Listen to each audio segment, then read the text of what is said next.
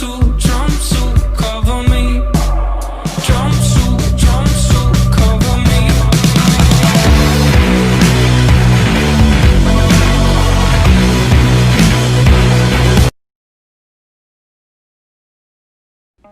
Here's how I made my elemental monsters fight.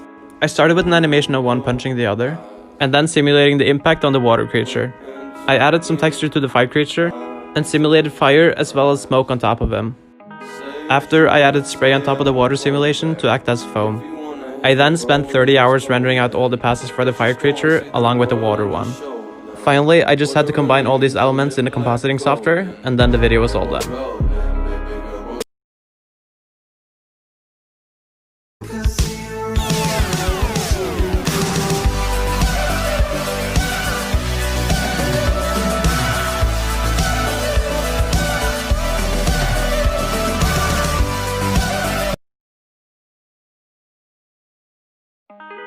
Here's how I transformed into the sand monster. I started by shooting my plate, and brought a cutout of myself into a 3D software. I then used a growth algorithm to mark where the transformation would happen, and used that growth to emit sand onto an animated character that was looking around. I then isolated the edges of the growth, and used this to create fiery particles to create the leading edge. I could now start rendering, and after a night I was left with all of these passes. I started by using the mask pass to remove myself, and then added the glow to the particles to actually make them look fiery. I could now add in the sand along with its shadow. And finally, I added some glow to my eyes, and then the video was all done. How the hell am I supposed to kill water?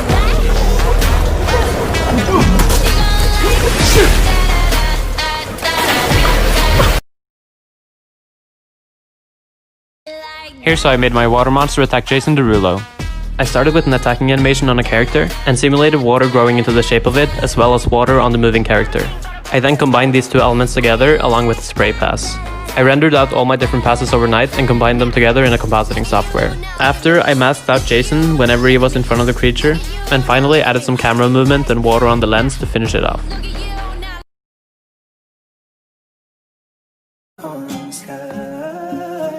I see fire inside the mountain. I see fire.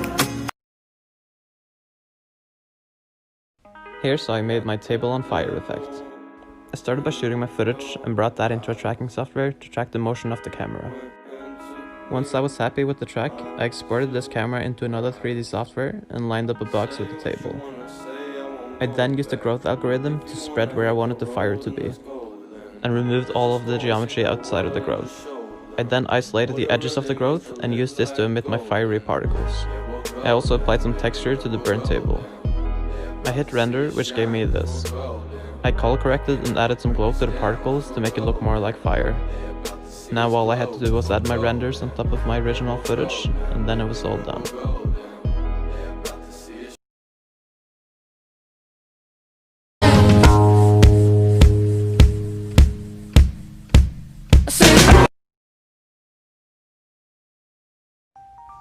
Here's how I made my car crash video. I started by tracking my footage so that I could work with it in 3D space. I then found this car model online and downloaded it. I applied the appropriate textures to the car parts, and then animated it along a curve. This made it look like the car was hitting me head on. I could now start rendering, and after about 8 hours, I was left with this render. All I had to do now was add this on top of my original footage, add some shadows and some headlights, and it was all done. And I've been silent for too long.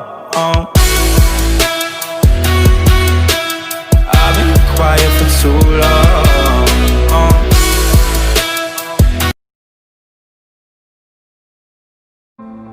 Here's how I made my ground monster video. I started by doing a quick test to see if my concept would work, and then added an animation and fine-tuned the settings of the simulation until I was happy with the look. I could now track my footage so I could create a virtual camera and place my character behind me in the gravel. I needed to add texture, so I projected my footage onto the point so that they would blend in, and assigned the texture to the character. I then rendered overnight to get this. I added this render to my footage, applied some color correction and glow, and then the video was all done.